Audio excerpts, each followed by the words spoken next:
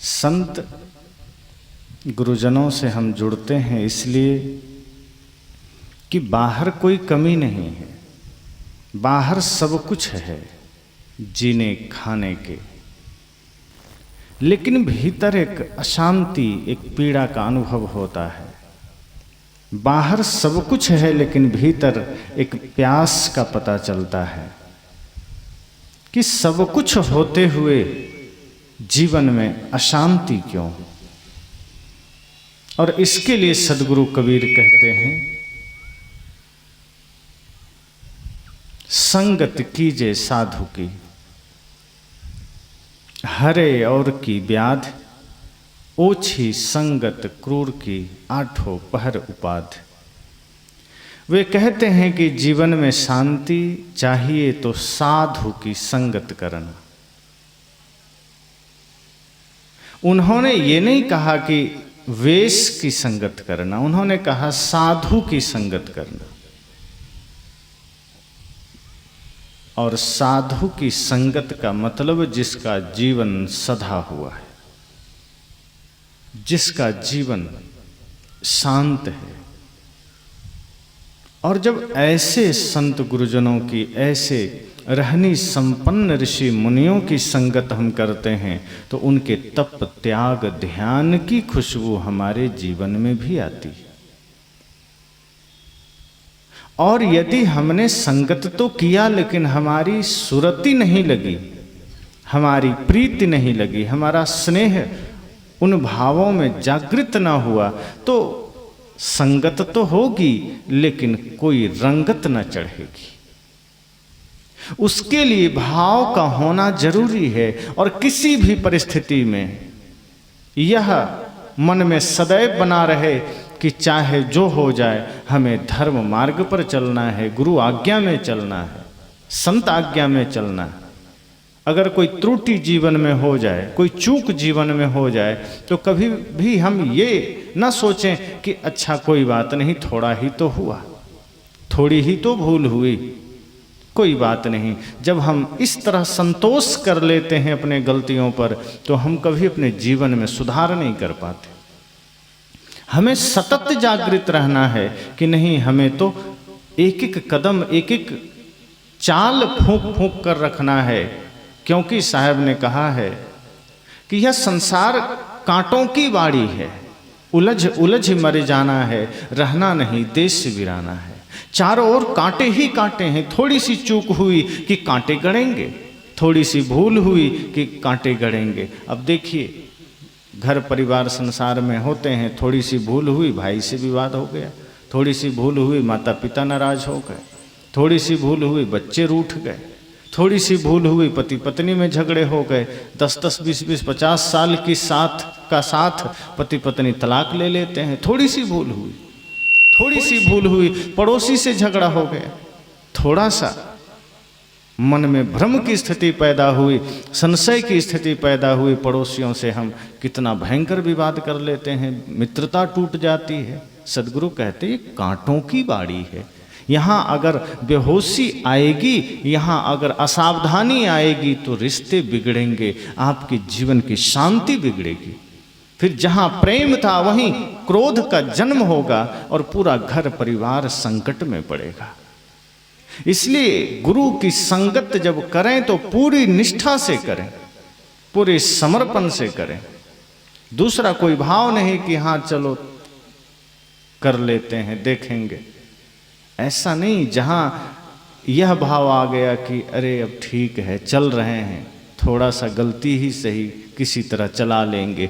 जहाँ चला लेंगे, लोग कहते हैं ना कि सब चलता है, तो जहाँ चलता है का भाव आ गया वहाँ समझना विनाश आ गया। दोष जीवन में आ जाए तो यही सोचिए कि नहीं, एक भी दोष जीवन में रहने नहीं देंगे। अगर गुरु संत हमें कुछ बता रहे हैं, उनके एक एक अक्षर पर, एक एक शब्द पर हमें चलना है।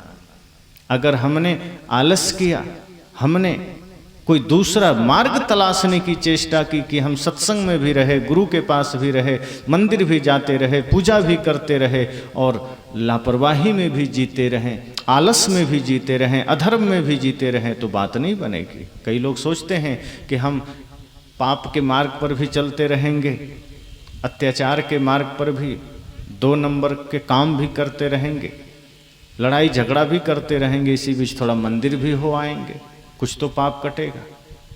थोड़ा कुंभ में जाके स्नान कर लेंगे, कुछ तो पाप घटेगा। थोड़ा गंगा में डुबकी लगा लेंगे, थोड़ा तो पाप घटेगा। लेकिन संत कहते हैं नहीं, पाप अगर घटाना है, पाप अगर मिटाना है, तो सबसे पहली शर्त है मन को निर्मल करिए, सच्चे संत की संगत करिए और सही मार्ग पर चलिए। गलत करते हुए चाहे नदी में नहाओ, चाहे मंदिर में जाओ, पाप नहीं कटेगा। उसके लिए गुरु की संगत जरूरी है, साधु की संगत। साहब ने कहा ना, संगत कीजिए साधु की, साधु की संगत। और साधु का अर्थ यहाँ यह नहीं होता कि जो कपड़ा सफ़ेद या लाल पीला पहना है, सिर्फ उसी की संगत। जिसने अपने मन को, अपने जीवन को साध लिया, उनकी संगत सदगुरु कबीर कहते हैं। क्योंकि ये जरूरी नहीं है कि लाल पीले सफ़ेद वस्त्र पहन लिए तो जीवन सध गया। जिसका जीवन सध गया वो साधु है। ऐसे साधु की संगत हमें करनी, तब जीवन में शांति आएगी। वरना गुरु संतों के पास तो ऐसे भी लोग पहुंच जाते हैं जो गुरु जी को ही काम बता देते हैं, गुरु जी से ही अपना सारा काम करवा लेते हैं। वो गुरु की संगत में पढ़ कर के भी धर्म का अनुसरण नहीं करते, वो ज्ञान का अनुसरण नहीं करते। ऐसे ही एक शिष्य गुरु के पास गया, लेकिन थोड़ा सा आलसी था। और आलसी इतना कि बड़े प्यार से मना करता था, डायरेक्ट नहीं कहता था कि नहीं गुरुजी हमसे नहीं होगा। गुरुजी कुछ काम बता दें तो इतना तरीका से मना करता था, चालाक वाला आलसी था, साधारण आलसी नहीं था। एक दिन गुरुजी कहे, जाओ बेटा, गाय बंधी है उसको खोल दो, चरने चली जाएगी। उसने कहा, क्या गुरुजी, मैं तो खुद बंधन में पड़ा हूँ, आप मुझे कह रहे हैं गाय खोल दो। हम भला गाय क्या खोल सकते हैं, मैं तो खुद माया मोह के बंधन में पड़ा हूँ, आप बंधन मुक्त हैं, आप ही जाके गाय खोल दीजिए। गुरुजी ने समझ लिया कि बड़ा चालाक चेला है, आलसी तो है ही लेकिन चालाकी भी इसके ऊंचे स्तर पर है। गुरुजी ने कहा, अच्छा ठीक है। अगले दिन गुरुजी सत्संग कर रहे थे, कहा देखो बाहर बारिश तो नहीं हो रही। चेला ने कहा, बैठ गया हूँ, क्या उठाते हो, बिल्ली आपके बगल आई है बाहर से, पीठ पर हाथ डालिए, भीगी होगी तो समझना बारिश हो रही है, और अगर सूखी होगी तो समझना कि बारिश नहीं हो रही है। लेकिन अब बैठ गया तो मुझे क्या उठाना, बिल्ली छू के देख लो। गुरुजी ने कहा, ठीक है, चालाकी तुम्हारी बड़े ऊंचे स्तर की। साधारण चेला होता तो इतना ही कहता, किसी और को भेज दो, तो ऑप्शन भी तुरंत दे देता है, रास्ता भी बता देता है। ऐसा मालूम पड़ता है जैसे ज्ञान तो ऊपर तक है लेकिन आज्ञाकारिता नहीं है। फिर रात का समय हुआ, गुरुजी ने कहा, बेटा देखो लाइट जल रही है, दिया जल रहा था, सोने का समय हो गया है, थोड़ा दिया बुझा दो। चेला ने कहा, गुरुजी रजाई में घुस गया हूं, अब क्या उठाओगे मुझे। अब मैं ये भी नहीं कह सकता कि आप जा कर के दिया बुझा दो, आप गुरु हैं। हाँ, इतना कह सकता हूं कि रामायण का थोड़ा वो पंक्ति याद कर लीजिए, मूंदो आंख कतहूँ कुछ नाही, कि अपना ही आंख मूंद लीजिए, कोई दिया हुआ नहीं है, और सो जाइए, अपना आंख बंद कर लीजिए, बाहर कुछ भी नहीं है। समझा दिया गुरुजी को ही। गुरुजी ने कहा, बड़ा ज्ञानी चेला मिला, हम ही को समझा रहा है। गुरुजी बेचारा उठे, दिया बुझाए, सो गए। सुबह जब उठे तो एक भक्त आया लड्डू लेकर, कहा, गुरुजी भोग लगा दीजिए भगवान को, आप भी खा लीजिए, चेला को भी खिला दीजिए। तो गुरुजी उसी चेला के पास गए, लड्डू ले लो। कहा, गुरुजी 3 आज्ञा आपका हमने नकार दिया है, अब चौथा भी नकार दें तो हमसे ज़्यादा नीच कोई नहीं, इसलिए लड्डू दे रहे हैं तो खा ही लेता हूँ। अब सोचिए, ऐसे शिष्यों का कोई कल्याण हो सकता है? यह सत्यता है। निश्चय ही यह हमारे जीवन की सत्यता है। आज जहां भी आप देखो, इससे इतर कुछ भी नहीं है, इतना ही है। पहले के शिष्य जिज्ञासा में गुरु के पास जाते थे, और जब तक गुरु उन्हें शिष्य बना ना ले तब भी वो वहीं पर रहते थे, उन्हीं की सेवा में रहते थे। और जब गुरु जी उन्हें एक शब्द का भी ज्ञान दे दे तो अपने जीवन को कृतार्थ समझते थे। लेकिन अब क्या हुआ? आंधर गुरु बहिर चेला, दोनों नरक में ठेलम ठेला। अब गुरु भी वैसे, चेला भी वैसे। गुरु का भी जीवन अब भौतिकता से जुड़ गया, चेला भी भौतिकता में पड़ गए। संत कहते हैं रहो संसार में, लेकिन रहो संसार में तुम पानी और कमल की तरह, करके सत्कर्म बुजुर्गों से तुम दुआ ले लो। रहो संसार में तुम पानी और कमल की तरह। गुरु कहते हैं संसार में रहो, जियो खाओ पियो कपड़े पहनो, लेकिन ध्यान रखना संसार में तुम रहो पर जैसे कमल रहता है कीचड़ में पानी में, वैसे ही रहना। जियो संसार में, खाओ संसार में, पहनो संसार में, लेकिन ये संसार तुम्हारे भीतर ना रहे, ये संसार की आसक्ति तुम्हारे भीतर ना रहे। अगर ये रह गया तो तुम साधक कहेगा, साधु कहेगा।